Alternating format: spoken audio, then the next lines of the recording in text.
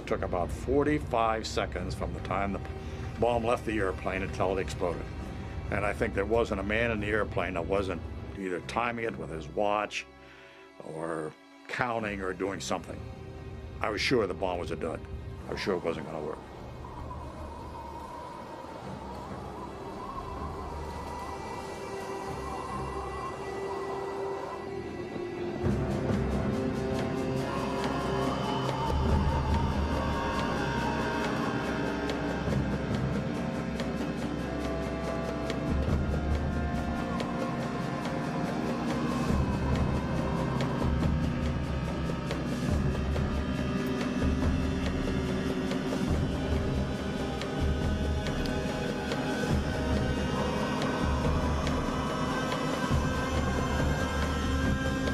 After falling for 43 seconds, the time and barometric triggers started the firing mechanism. A uranium bullet fired down a barrel into a uranium target. Together, they started a nuclear chain reaction. Solid matter began to come apart, releasing untold quantities of energy.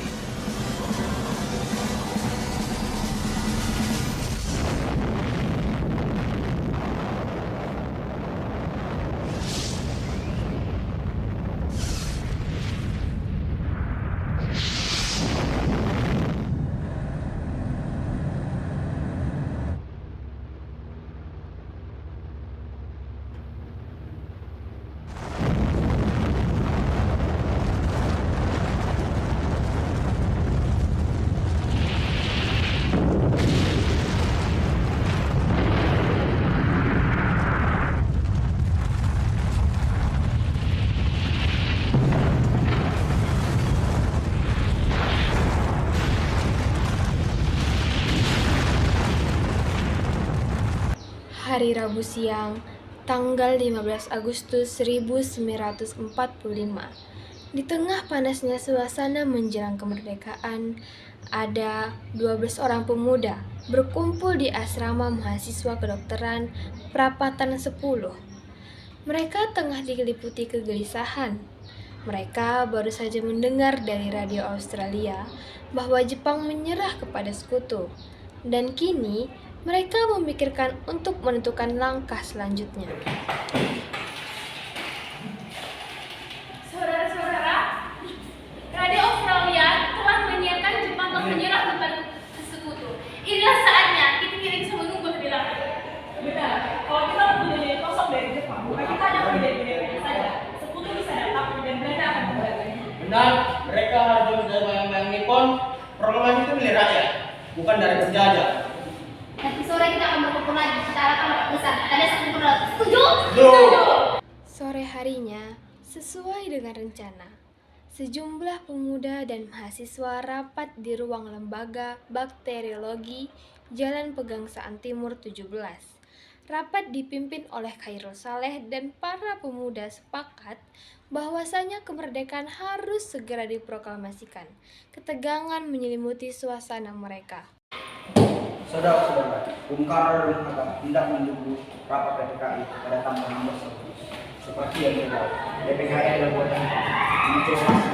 Kalau PPKI, Jepang ini kita menunggu izin dari Jepang. Itu bukan proklamasi.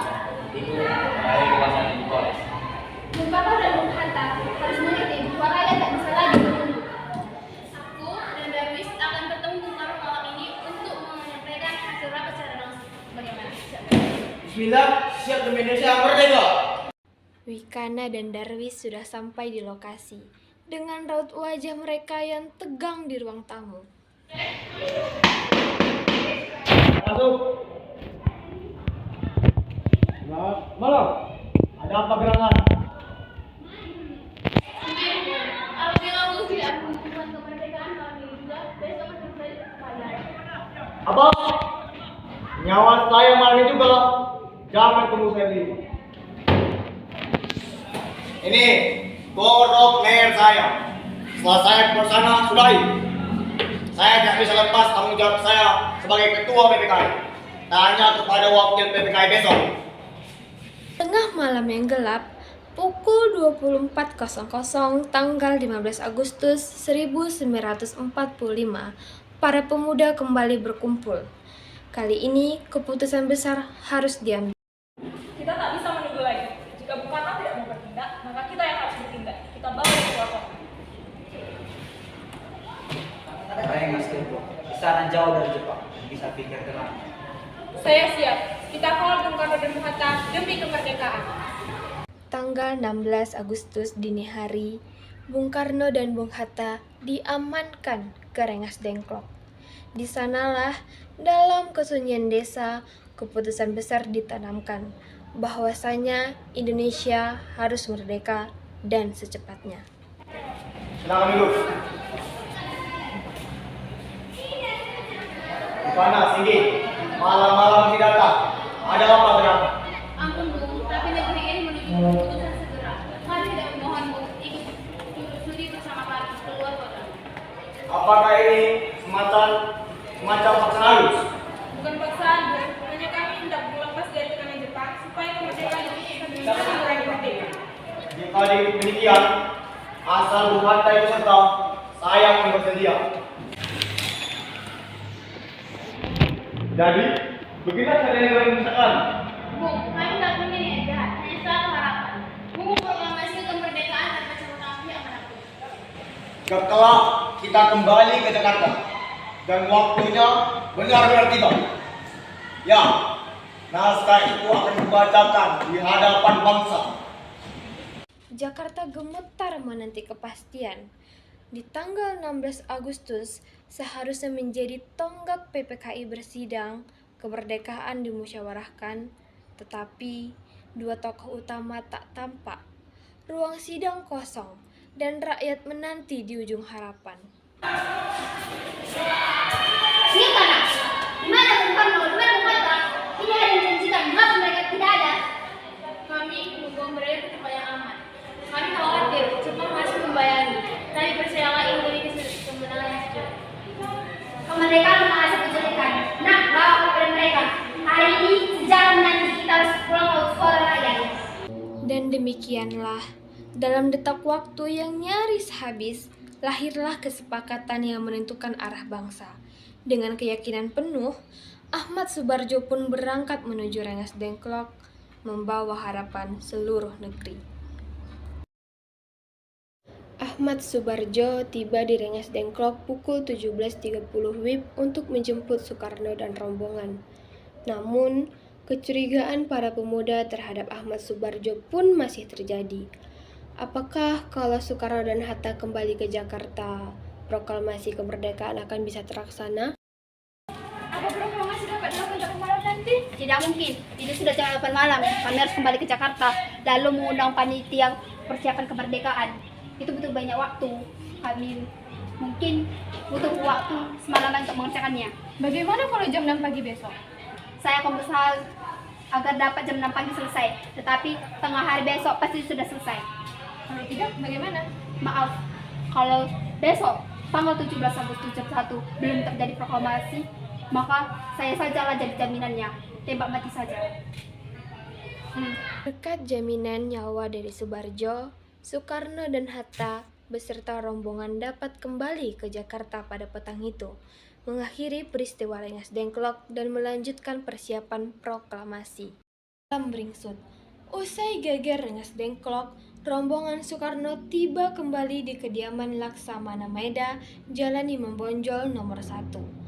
Tampak lelah, namun bara kemerdekaan membakar di dada. Beberapa tokoh penting telah menanti, termasuk Fatmawati dan Guntur. Laksamana Maeda menyambut ramah, seolah memahami betapa gentingnya malam ini bagi nusa dan bangsa. Laksamana, terima kasih atas kenalan tuan rumah. Masa akan simpan. Nippon telah menyerah, dan kita mesti lekas bertindak sebelum sekutu datang mencampuri urusan kita. Soekarno-san, mengerti saya. Rumah ini punya Tuan Malam. Kiranya dapat sedikit membantu cita-cita bangsa kita. Di Sijima-san dan Miyoshi-san sedia membantu kelancaran perundingan itu. Perumusan teks proklamasi berjalan tak semulus dugaan. Silang pendapat mewarnai bahasan antara Bung Karno, Bung Hatta, dan tokoh lainnya. Di tengah musyawarah, hadir pula Nishijima Sen sebagai seorang perwira Nippon dari kalangan sipil. Kendati dari pihak yang baru saja kalah perang, ia tunjukkan simpati dan paham akan keinginan luhur bangsa Indonesia untuk merdeka. Ia turut urun rembuk dan menjembatani perbedaan pandangan. Bagaimana merangkai kalimat pembuka yang tepat muatan? Haruslah perkasa dan mewakili segenap bangsa. Mungkin bisa mulai dengan atau bagaimana jika Maaf jika lancang. Bagaimana kita tekan pada keinginan suci bangsa Indonesia untuk menentukan nasib sendiri? Ide yang bagus. Ini Jimasa. Demokrasi atas buah pikiran tua. Malam kian pekat. Di bawah cahaya lampu yang sayup, kata demi kata dalam teks proklamasi mulai terangkai. Semangat persatuan dan tekad merdeka mengalir dalam tiap kalimat yang terucap dan tertulis. Sayuti Melik, pemuda penuh semangat, setia mengetik naskah akhir yang kelak menjadi tonggak sejarah Indonesia. Di ruangan itu, hadir pula beberapa anggota PPKI dan pemuda pejuang, menjadi saksi bisu kelahiran negara baru. Jumlah mereka kira-kira 40 hingga 50 jiwa dengan satu asa di dada, Indonesia merdeka. Bagaimana jika kita buka dengan pertanyaan tegas? Kami bangsa Indonesia dengan ini menyatakan kemerdekaan. Setuju Bung Karno, sangat lugas. Namun perlu kita pikirkan bagaimana menyampaikan esensi pengalihan kekuasaan agar tidak menimbulkan keraguan di kemudian hari. Anda benar. Ada usulan menambahkan hal mengenai itu. Bagaimana menurut Anda jika kita menambahkan seperti ini? Hal-hal yang mengenai pemindahan kekuasaan dan lain-lain diselenggarakan dengan cara sama dan tempo yang sesingkat-singkatnya. Saya rasa sudah mencakupi poin pentingnya dengan ringkas. Lalu untuk penutupnya? Untuk menutupnya, Jakarta 17 Agustus 45, wakil-wakil bangsa Indonesia. Bagaimana menurut Anda? Tahun 05 sebagai representasi tahun Jepang dan Masehi sudah tepat. Sudah sepakat dengan draft ini, Bung Karno. Draft naskah proklamasi tulisan tangan Soekarno kini diserahkan kepada Sayuti Melik untuk diketik. Tugas penting ini harus diselesaikan dengan cepat dan tepat, mengingat momentum kemerdekaan yang sudah di depan mata. Naskah yang akan dibacakan ini haruslah sempurna. Saudara Sayuti, inilah naskah proklamasi. Mohon segera diketikkan tangan. Siap Bung Karno. Bung Sayuti, lekasnya jangan sampai ada satu kata pun yang terluput. Ini adalah saat yang amat genting. Tentu saja Bung. Setiap aksara, setiap kata akan saya tulis dengan segenap jiwa raga. Ini adalah amanat sejarah yang mesti kita jaga. Malam berganti pagi, hari berganti hari. Mentari pagi di tanggal 17 Agustus 1945 menyinari Jalan Pegangsaan Timur nomor 56. Suasana tegang bercampur haru menyelimuti tempat itu. Rakyat berkumpul, menanti dengan jantung yang berdebar-debar. Di hadapan mereka berdiri Soekarno, didampingi oleh Muhammad Hatta. Mikrofon sederhana telah disiapkan. Inilah saat yang dinanti-nantikan. Detik-detik proklamasi kemerdekaan Republik Indonesia, keheningan sesaat menyelimuti kerumunan sebelum suara lantang Soekarno memecahkannya. Proklamasi. Kami bangsa Indonesia dengan ini menyatakan kemerdekaan Indonesia. Hal-hal yang mengenai pemindahan kekuasaan dan lain-lain diselenggarakan dengan cara sama dan dalam tempo yang sesingkat-singkatnya. Jakarta 17 bulan 8 tahun 45 atas nama bangsa Indonesia. Soekarno Hatta. Gemuruh sorak-sorai membahana. Air mata haru bercampur luapan kegembiraan. Bendera merah putih perlahan berkibar, diiringi lagu Indonesia Raya yang berkumandang syahdu. Detik-detik proklamasi telah mengubah segalanya. Indonesia telah lahir sebagai bangsa yang merdeka dan berdaulat.